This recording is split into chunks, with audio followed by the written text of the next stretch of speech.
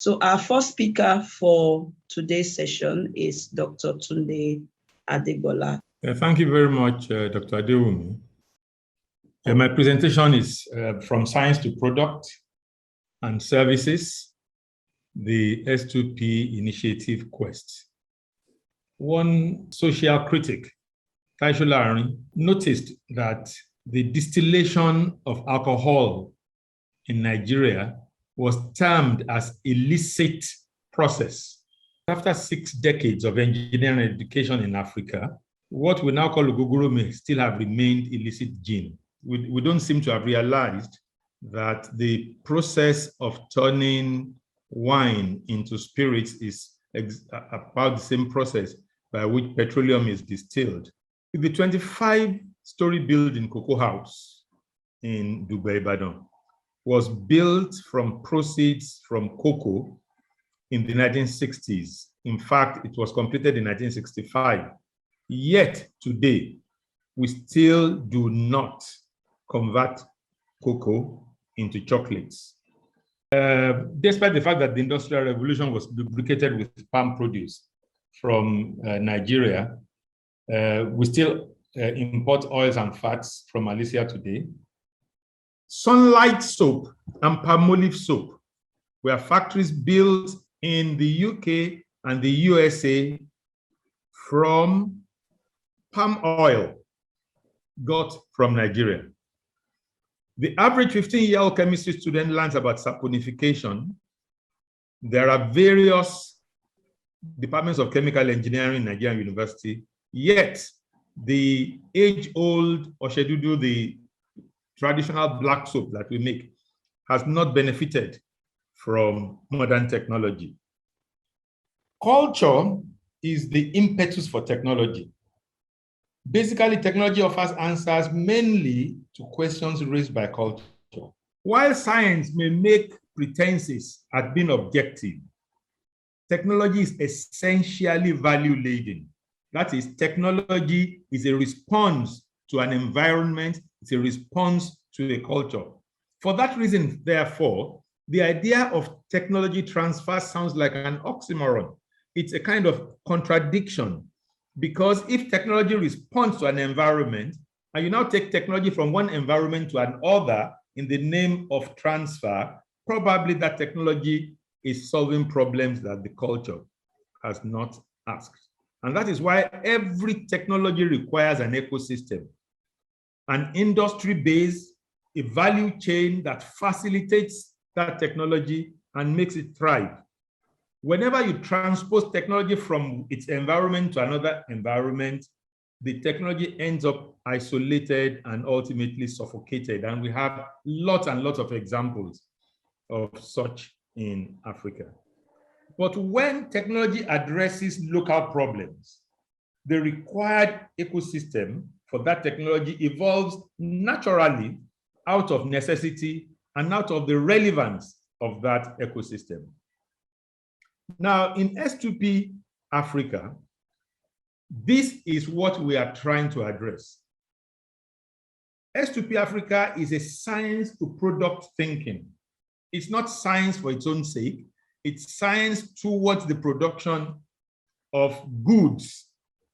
We seek to situate engineering education in West Africa within a philosophy of products, processes, goods, and services as the objective of engineering. We recognize the tragedy in these 6 decades of tertiary education without commensurate impact. We recognize and engage the need to remediate the situation, and we are focused on providing a holistic approach to solving the educational challenges. We have found a need to make a clear distinction between 4 main terminologies that surround the work of technology. Science basically is the study of the order in nature based on processes of observation, description, prescription, and prediction.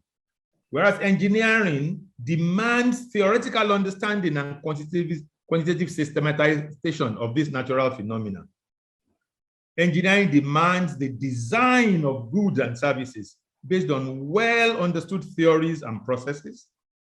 Engineering demands the optimization of resources use in the production of goods and services, and demands the ability to predict the behavior of these produced goods and services under anticipated conditions of use. What about technology and crafts? Technology is the exploitation of natural principles for the improvement of the human condition. Craft is basically an act of imagination and creativity, seeking to bring about something that didn't exist. But engineering is the science behind technology. Engineering adds knowledge and control of materials and processes to crafts so that we can have optimization of resources used in the production of these goods and services, and we can predict the behavior of the produced goods and services under predefined use conditions. We see news like this in the Nigerian press. Gifted Nigerian invents flying mini aircraft. Yes, craftsmanship is a gift, but craftsmanship should be complemented with the sciences of aerodynamics, propulsion, materials, structures, and stability and control.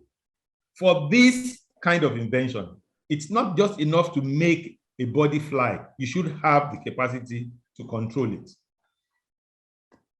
During the COVID era, news like this was all over the place in Africa. Kiambongo technicians invent a free-touch hand-washing equipment.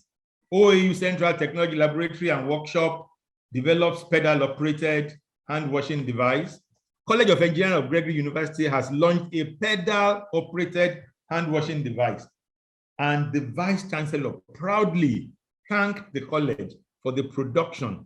He noted the device is one of the several products of Gregory University to combat the deadly virus.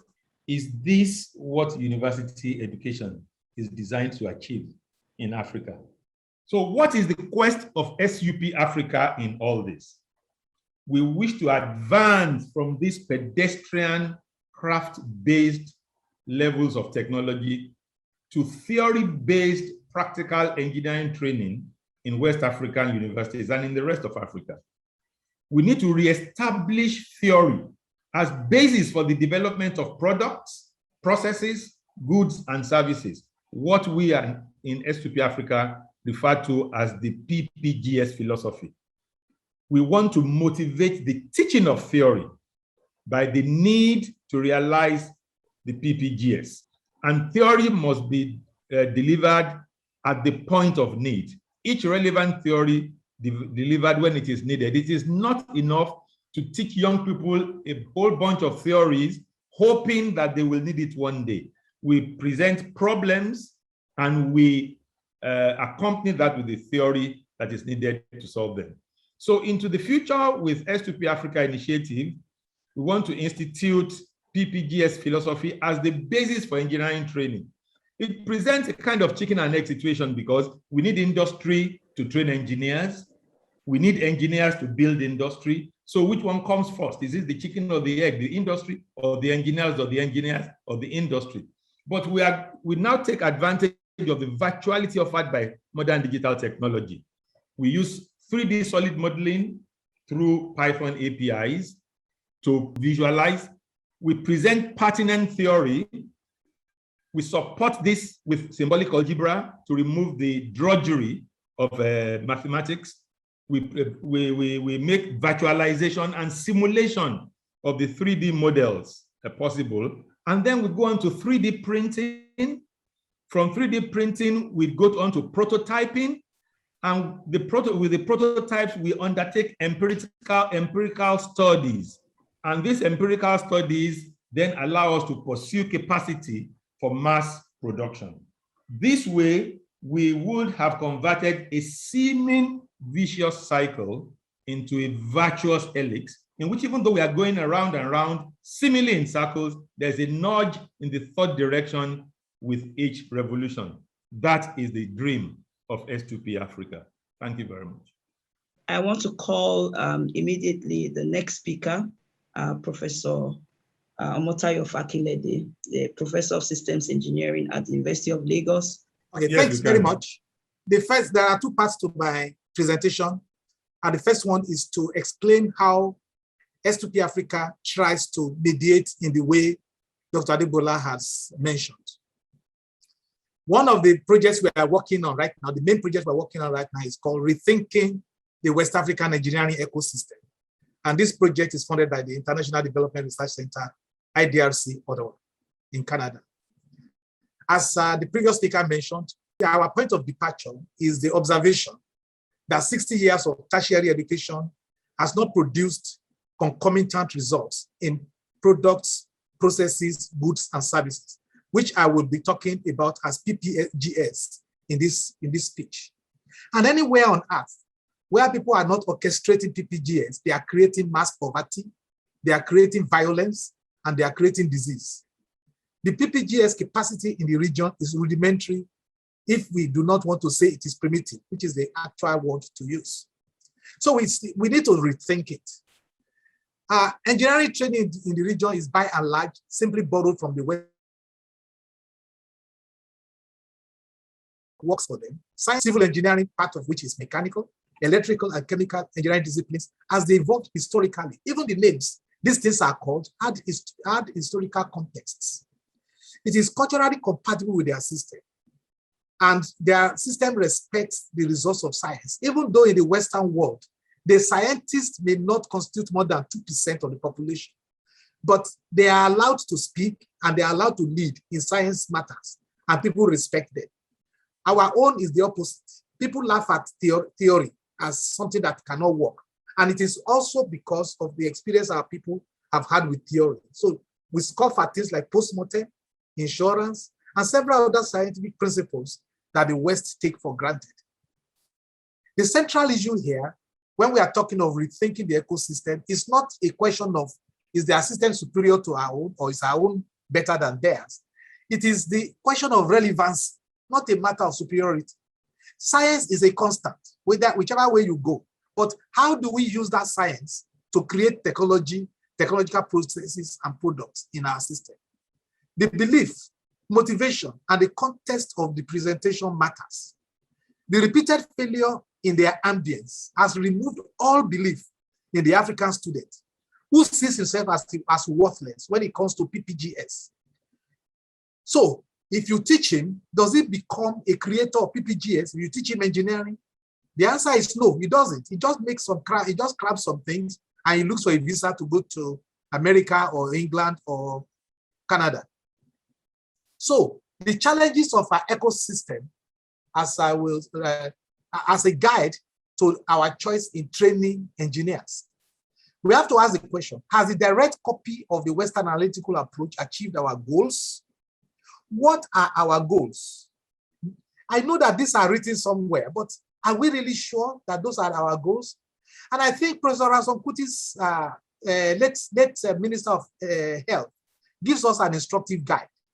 Some people went to Ransom Kuti when he was the Minister of Health, and their complaint was that Nigerian doctors were no longer accepted in Britain. They had to go through some exams. And they were worried about that, the standard had reduced. Ransom Kuti told them that he was not training doctors so as to go and work in Britain. He was training doctors to help the Nigerian health system. That if they have any problem with the Nigerian doctor not being able to perform in Nigeria, then he will be worried. And I think we should have that same approach in engineering. So when we talk of the engineering ecosystem, we have talked about the analytical approach of the Western system. As an engineering student, I saw my first clutch on the pages of a book on mechanics of machines. The concepts were foreign, but must be memorized to move to the next level. The analytical approach fails here because the supporting ambience does not exist. The Western society have developed the industrial attachment programs based on their industrial development. Graduate engineers over there are regularly mentored. So to delimit our project, we have this basis. Our engineering disciplines are not as far apart as we imagine. For instance, most engineering disciplines are moving things one way or another. Civil, chemical, and agric engineering are concerned about moving and processing matter, whether soils or chemicals or anything. but it's always around the processing of or moving of matter in one form or the other. Mechanical and electrical are concerned with moving or changing energy forms. Electrical and ICT are also dealing with moving information from one source to another. Most of the others are essentially weighted averages of this. Therefore, we want to look at a synthetic approach whereby we try to make sure that the natural laws that apply to all these things are brought in a consistent way. And luckily, the software, the design software that exists are actually made this way. So they start with 3D modeling, where you represent the world in actionable models that can be simulated and optimized for prototyping and production. And then you need to do things like continuum mechanics, which is the glue, more than anything else, that allows us to see the grand unified theory transparently. So you will no longer be saying that fluid mechanics is different from strength of materials, because all these are the same fundamental principles. Where they differ is in the constitutive laws. And up to that point, everything is still the same. So virtually all objects that the engineers deal with in moving and transforming things are tensors. That's why we introduce tensor analysis very early. In our normal system, we introduce them too late in the training process, and therefore we are not able to see the grand scheme of the design software that we use. And talking about software, the West train their children to use computers when they are infants. We train them as adults when they are dried like crayfish, and they will not be bent. Instead, they break. So our methodology to augment the analytical approach with synthetic flair. Do not simply teach disparate theories and leave it to the students to synthesize PPGS. Instead, use design software that are created in the ambience of the same grand unified theory as teaching tools right from school, and see what the students will do. Inculcate a PPGS mindset at the outset. Introduce a just-in-time theory method where major theories are introduced as they are needed to deliver a design or prototyping or manufacturing goal that the students can see. Use this to rivet their attention to PPGS. As a result of that, in Science to Progress Africa, we have deliverables that will actually make this happen. One is MASC, a testing and evaluating system, which helps us to measure how much theory the students are learning.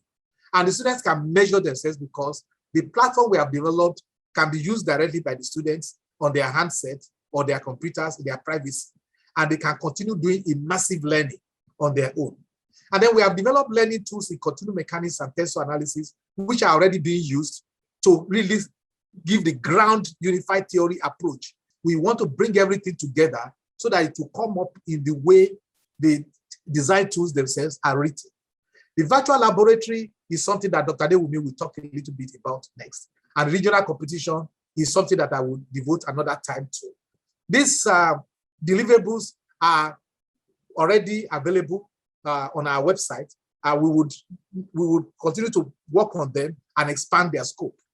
So because you can look at your plasticity, elasticity, soft materials, fluid mechanics, fluorids, and everything from its acoustics, tribology, plant and animal tissues, because you can look at all these things together, it is therefore possible to design from a linear elastic principle in the same environment as you are doing plasticity. And the equations that govern these two are already delivered in the continuum mechanics that we have taught, and which is what the finite element analysis that the software is based on is written in. So when we do this, we find out that the student cannot be asked to focus on product making, because the software to actually deliver this are the things they will concentrate most of their efforts on, because the grand unified theory has already been made transparent to them in the continuum mechanics and tensor analysis that they have been taught earlier on. So that is the strategy we have there. I think I will want to stop here, because the next thing I will do is to discuss the regional engineering design competition, which will come after the next speaker has had time. Thank you. Thank you very much, Professor Fakinlede.